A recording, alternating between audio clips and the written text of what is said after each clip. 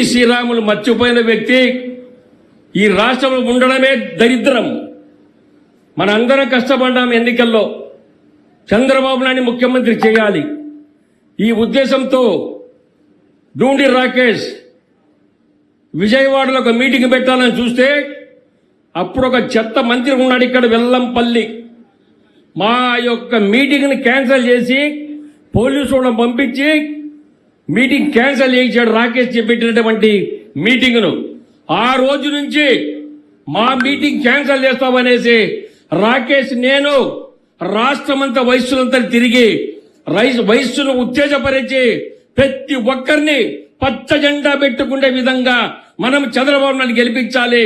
మన అదే ఉద్దేశంతో ముందుకు వచ్చినటువంటి ఆర్యవైశ్య సోదరులకు నేను ధన్యవాదాలు తెలియజేస్తుండా.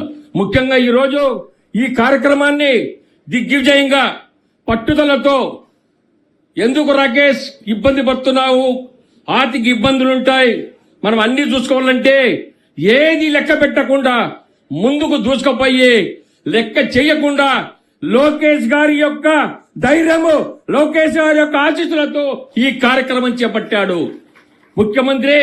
మన ముఖ్యమంత్రి చూశాం, మాట ఇస్తే తప్పనటువంటి నాయకుడు మన ముఖ్యమంత్రి చంద్రబాబు నాయుడు.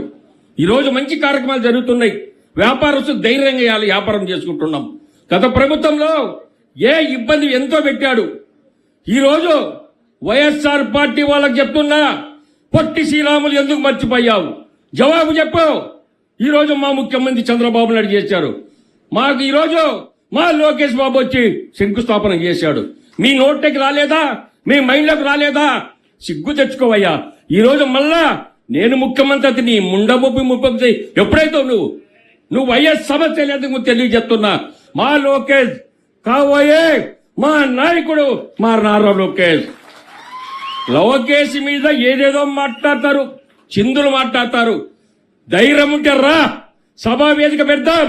మా లోకేష్ వేసే క్వశ్చన్ కు ఒక్క జవాబు చెప్తే నీ కాళ్ళ కిందతో జగన్ చెప్తున్నా.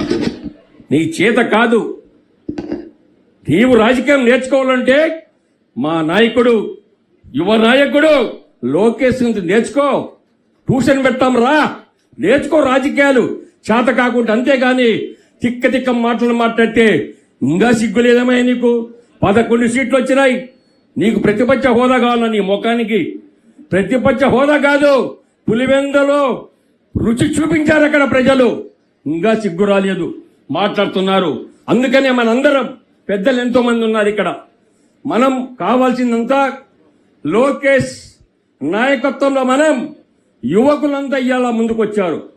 80 మంది కొత్త ఎమ్మెల్యేల సీట్ ఇచ్చిన ఘనత కూడా మా లోకేష్ దయ. యువగళంలో ప్రత్యేకంగా రాష్ట్రమంతా తిరిగి ప్రజల కష్టాలు తెరుచుకున్నటువంటి మా నాయకుడు లోకేష్ బాబు. అందుకని ఇవాళ చిందులు చిక్కుతున్నారు, లోకేష్ గురించి అసూయపడుతున్నారు, సత్తున్నారు. ఎన్ని చేసినా రాబో రోజుల్లో మంచి నాయకత్వం మేమందరం పనిచేస్తున్నాం. ఇదే సార్ నేను చెప్పేది ఒకటి, లోకేష్ బాబు గారు, రాకేష్ మేమందరం కష్టపడ్డాం, వైఎస్ఆర్ సోదరులు కష్టపడినారు. రాష్ట్రంలో పచ్చ జెండా పట్టుకొని తెలుగుదేశం పార్టీ కోసం కష్టపడిన మహిళలు గాని తెలుగుదేశం పార్టీ కోసం, విజయం కోసం ఎంతో మంది బయటకు వచ్చి పనిచేశారు. వాళ్ళకు కూడా ఆ రోజు పార్టీ ఆఫీసులో పెద్ద ఆయన ముందు మేము పెట్టాం.